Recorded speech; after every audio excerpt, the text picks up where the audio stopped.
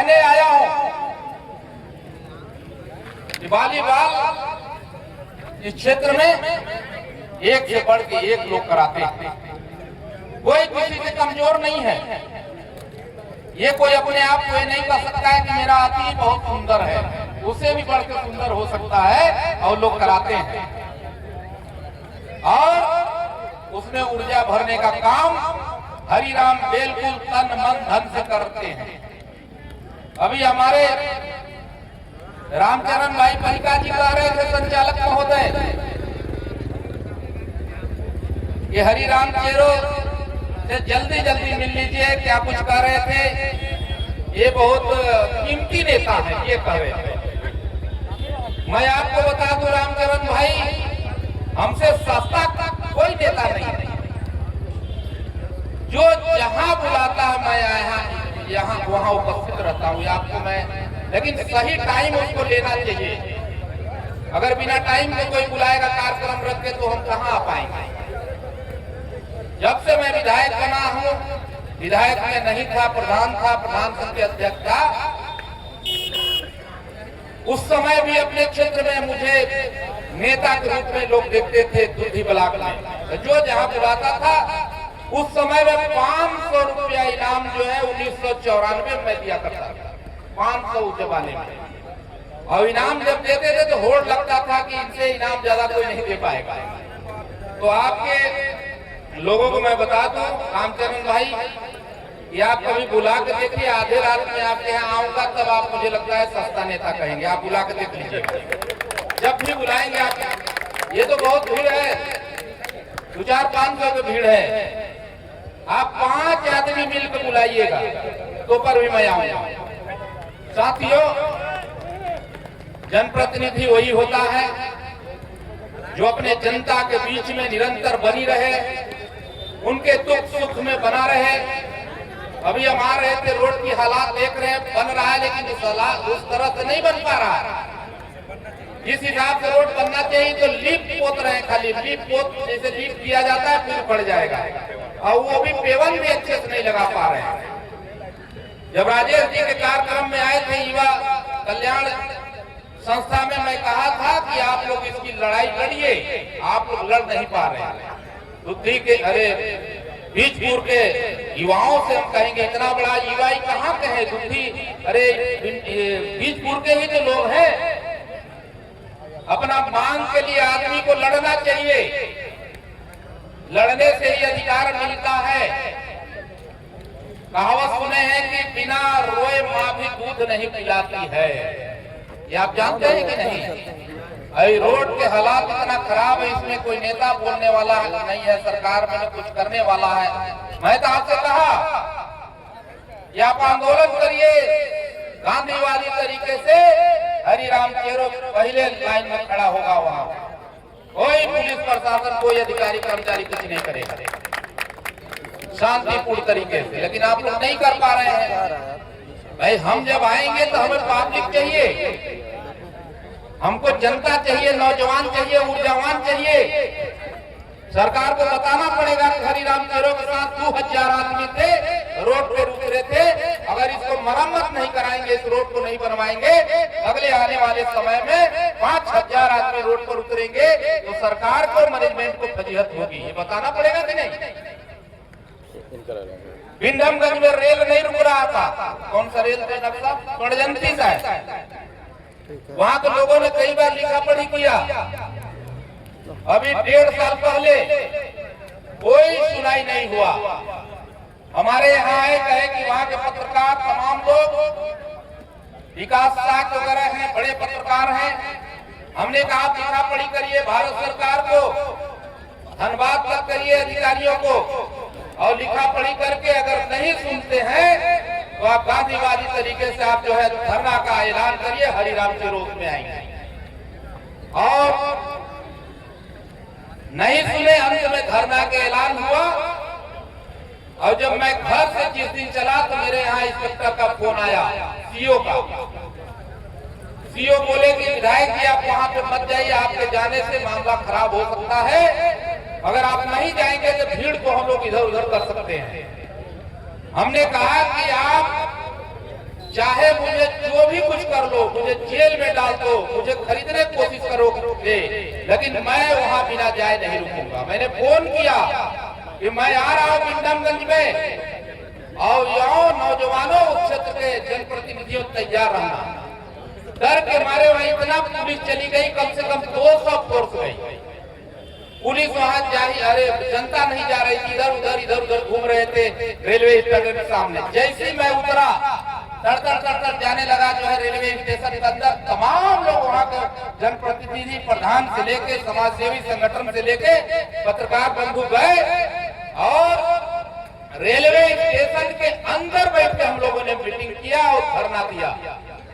और लास्ट में हुआ का कि वो 1 हफ्ते के अंदर रेल चालू हो गया, अरे रुकना चालू हो गया। मैंने कहा था अगर 1 हफ्ता के अंदर रेल नहीं रुका तो अब की तो हम लोग रेल पटरी पर नहीं गए हैं, आने वाले समय में हम लोग रेल पटरी पर बैठेंगे हजारों हजार की संख्या में। अधिकारी कर गए, ये बहुत बड़ा मांग थोड़ी न था, केवल रेल को रोकना था।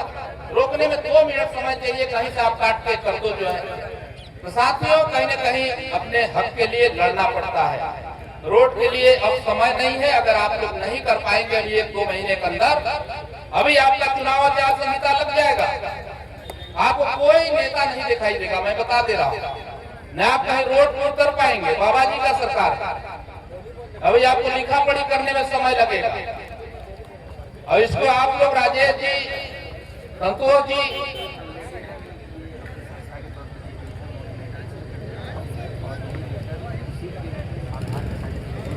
ये कार्यक्रम कर रहे हैं, जैसा हम इनको हमने बताया है उस तरह से कार्यक्रम कर रहे हैं। ये मुख्यमंत्री पोर्टल पर, प्रधानमंत्री सारे जगह दे रहे हैं, आप इसी तरह देते रहिए। बहुत बड़ा प्रूफ है, सच है, और इस पे भी कार्रवाई होगी। और यहाँ के मैनेजमेंट को आप देते रहिए, ऐसे मत करिए, मैनेजमेंट को आप जरूर दीजिए। इसमें अगर किसी का दोष है तो ये आपका एनटीपीसी परियोजना का दोष है, गाड़ियां इसी का ज्यादा चलती हुई है। जिले पर आवेदन दिए हैं डीएम को, आप डीएम को दीजिए, एनटीपीसी को दीजिए कि आप रोड बनाइए। इतना बड़ा हजारों हजार करोड़ का परियोजना यहाँ चलती है, 25-50 हजार लोग यहाँ के परियोजना से जी रहे हैं, बाहर के लोग भी अपना रोजी रोटी कर रहे हैं। अरे कितना लगेगा रोड में, अगर नहीं बना पा रहे हो आप 2-4 करोड़ लगा कर मरम्मत ही कर दो कायदे से। मैं बता दूं आपको, डीएमएफ का इतना ज्यादा फंड है, डीएमएफ का कम से कम हजारों करोड़ रुपए डीएमएफ का पड़ा हुआ है। अगर आप लोग इस मांग को लेकर के डीएम यहाँ चले जाइए 100-200 लोग, वहीं धरना दे दीजिए कि जब तक मेरा रोड नहीं बनेगा तब तक मैं डीएम कार्यालय से हटूंगा नहीं। वहां से आपका पैसा खनन विकास निधि से आवंटित हो जाएगा, मैं दावे के साथ कह सकता हूँ, दावे के साथ कह सकता हूँ। इस जिले में पैसा की कोई कमी नहीं है, यहाँ जनप्रतिनिधियों की कमी है, लड़ाई लड़ने के लिए कमी है। अपनी बात आप लोग प्रमुखता से नहीं रख पा रहे हैं। मैं आपको विश्वास दिला चुका हूँ, आज भी मैं विश्वास दिलाता हूँ, कोई भी संगठन अगर इसमें आगे बढ़ चढ़ के हिस्सा लेगा, चाहे यहाँ धरना पे बैठने के लिए, चाहे डीएम कार्यालय पर धरना बैठने के लिए, मैं निश्चित रूप से अपने संगठन राष्ट्रीय चेरो जनजाति महासंघ के बैनर तले समर्थन करके कम से कम 200-300 आदमी तीर धनुष लेकर हम अपने तरफ से वहां आदमी खड़ा करेंगे। 300 आदमी तीर धनुष को लेकर के। सीएसआर फंड खुद अपने आप में यहाँ जो है बहुत बड़ा फंड है। सीएसआर फंड का मतलब यही होता है, बिजली, पानी, सड़क, सिंचाई का ही सीएसआर फंड होता है। और ये मैनेजमेंट चाहे तो सीएसआर इससे जो है आपका सीएसआर से भी जो है इसका टेंडर निकाल करके और करोड़ 2 करोड़ में रोड मरम्मत कराया जा सकता है, परमिशन लेकर के। जिस विभाग का परमिशन है, रोड है, उस विभाग से परमिशन लेके ही कराया जा सकता है। मित्रों, जितने लोग यहाँ हैं, इस क्षेत्र के लोग हैं, यहाँ के आप लोग धरोहर हैं। आपको मैं बता दूं कि जो है नमटू एरिया से लेकर के और वहां जो 5 किलोमीटर वह बैगा बस्ती है, कौन सा है उधर, कोड़ा, कुड़ार तक जो है रोड नहीं बना था। इतना विधायक आए चले गए, सांसद आए चले गए। हरिराम चेरो 2017 में जब विधायक बना था तो आया था, वहां गेट पर जो है नकल बैरियर पर कोई कार्यक्रम हो रहा था, वही में कंबल हम बांट रहे थे। तो लोगों ने कहा कि आपके बिरादरी के लोग वहां रहते हैं, रोड कब बनेगा। अचानक मेरे मुंह से निकल गया कि रोड में अपने रहते रहते बनवा दूंगा, और मैं एनटीपीसी से कह के और उस रोड को बनवाया। फिर डीएफओ परमिशन नहीं दे रहा था। डीएफओ का परमिशन नहीं दूंगा। डीएफओ हमने कहा कि तुम परमिशन नहीं दोगे तो तुम इस जो है रेणुकूट डिवीजन में 24 घंटा से अधिक नहीं रहोगे। लास्ट में परमिशन दिया। आवाज देख लीजिए, जो काम इतिहास में नहीं हुआ था वो काम जो है आज नकल बैरियर से लेकर के कुड़ार तक आज रोड बना हुआ है। और उधर से भी वो रोड मिल गया। कहां से घुसा है वो रोड, जो है उधर से आया है। वो मेरे कार्यकाल में बना है मित्रों। तो मेरे कार्यकाल में कोई बहुत ऐसे जगहों पे ऐतिहासिक कार्यक्रम हुआ है जिसका आप आकलन नहीं कर सकते हैं। ये मेरे लिए कुछ भी नहीं है। अगर इधर मेरा घर होता, संतोष जी, यहाँ के मीडिया के लोग सुन लीजिए, नौजवान साथियों, अगर मेरा घर कहीं इधर लखनऊ का अगल बगल होता तो रोड कब का मैं बनवा दिया होता। क्योंकि मुझे आने में समय लगता है वहां से। आप बुलाएंगे तब हम आएंगे। सभी लोगों से परिचय नहीं है मेरा, नहीं हम खुद टीम खड़ा करके वहां उतर जाते रोड पे कि आओ हरिराम चेरो से लड़ो, हम पहले साथ, हम हमारे साथ करो। तो साथियों ये देख लीजिए, ये खेल है, आज समापन समारोह है। मैं आपके बीच में आया हूँ। अभी 1 महीना बाद जो है चुनाव लगभग हो जाएगा। चुनाव का बिगुल फुकाने वाला है। मैं आपके चैनल के माध्यम से एनटीपीसी के अधिकारियों को सूचित करना चाहता हूं, निवेदन पूर्वक, कि आप भी किसी न किसी घर के बेटे हो, आपके भी परिवार, पत्नी होंगी, बच्चे होंगे। अगर आपके बहू और आपके पत्नी की डिलीवरी होती है, उसको रावतगंज जाना होता तो आपकी क्या दशा होती अगर यहाँ से आप जाते तो। आप ऐसे समझ लीजिए, अगर आप किसी केस में फंस जाते, आपको रावतगंज जाना होता हफ्ता में 3 बार, तो आपको कैसा लगता। तो मानवता के रूप में आप इसको जो है इस क्षेत्र के कल्याण के लिए सीएसआर फंड से निश्चित रूप से रोड बनाइए। इस समय का सबसे बड़ा मांग ये रोड है। बबनी से लेकर के बीच दूर का रोड मांग है। और जो समस्याएं हैं वो तो निरंतर चल रही है, सरकार भी काम कर रही है, लोग भूखों नहीं मर रहे हैं। लेकिन जो है इस रोड को बनवाइए, एनटीपीसी से मेरा प्रार्थना है। और नहीं तो कभी न कभी निश्चित रूप से हमारे जैसे जनप्रतिनिधि को अगर गुस्सा आ गया तो हजारों हजार की संख्या में इस रोड पे केवल आदमी ही आदमी दिखाई देंगे अगर मैं पहल कर दूंगा तो। और लास्ट में आपको 24 घंटे में काम लगवाना पड़ेगा, या काम नहीं लगवाएंगे तो आपको फैक्ट्री बंद करना पड़ेगा, ये मैं बता दे रहा हूँ। इसलिए सीएसआर के लोगों,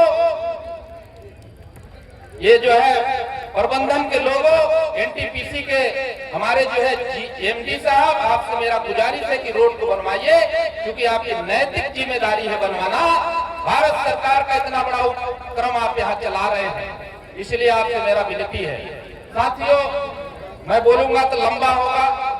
खेल पर तो रात में लोग बोल रहे हैं, विकास के बाद जो होनी चाहिए था वो मैंने कर दिया। बाकी बिजली, पानी, सड़क, सिंचाई, ये सब सरकारें करती हैं। मूलभूत जो समस्या होता है उस पे आदमी को लगना चाहिए। बाकी आप जानते हैं कि आपके क्षेत्र के जनप्रतिनिधि हो, समाज सेवी हो, निश्चित रूप से जब कभी आए जो है समय, तो हरिराम चेरो को आप नहीं भूलेंगे। मैं दावे के साथ कह सकता हूं कि भारतीय जनता पार्टी अपना दल के में विधायक था। भारतीय जनता पार्टी के एक भी कार्यकर्ता मेरे ऊपर अंगुली यहाँ नहीं उठा सकता है, एक भी कार्यकर्ता नहीं अंगुली उठा सकता है। जब भी मैं आया हूँ गेस्ट हाउस में तो खुला मीटिंग किया हूँ, अधिकारियों को डांटा हूँ, दबेरा हूँ, समझाया हूँ, ये काम करो। ठेकेदारों को, यहाँ के स्थापितों को बुला करके मैं सहजता था। जो मैं काम किया वो काम अब कोई जनप्रतिनिधि कर नहीं रहा है। इसलिए अधिकारी भी जो है मनमाने ढंग से काम करते हैं, क्योंकि मुखिया ही कमजोर रहेगा तो ब्यूरोक्रेसी जो है टाइट रहेगा। इसलिए जब भी मौका आए हरिराम चेरो को आप निश्चित रूप से नहीं भूलेंगे। चाहे किसी दल से हो, किसी पार्टी से हो, नेता कोई पार्टी के मुख्तार नहीं होता। मैं अगर निर्दल भी विधायक हो जाऊं, इस जनपद के जितने विधायक सांसद हैं उससे कई गुना काम मैं करवा के दिखा दूंगा। निर्दल में बता रहा हूं, इतनी मेरी अंदर क्षमता है। लेकिन हमको आपका पावर चाहिए। वो पावर किसके पास है? आपके पास है, वोट का पावर। आज के राजा कौन है? आज के राजा विधायक, सांसद, मुख्यमंत्री, प्रधानमंत्री आज के देश के राजा है। पहले राजा हुआ करते थे, आज जो है सांसद विधायक भी राजा है। आप हमें पावर दे करके अपना हमें बनाइए और किसान, नौजवान, मजदूर, यहाँ के जो विस्थापित हैं, यहाँ के जो ठेकेदार हैं, उनके लिए मैं निश्चित रूप से काम करूंगा। मित्रों, काम किया भी हो। मैं बहुत ज्यादा न कहते हुए संतोष जी को बधाई देना चाहता हूं, टीम को बधाई देना चाहता हूं कि आप लोगों ने मुझे अवसर दिया, बुलाया। आज मैं 3 कार्यक्रम करके आ रहा हूं। बुद्धि में जो है भगवान बिरसा मुंडा रक्तदान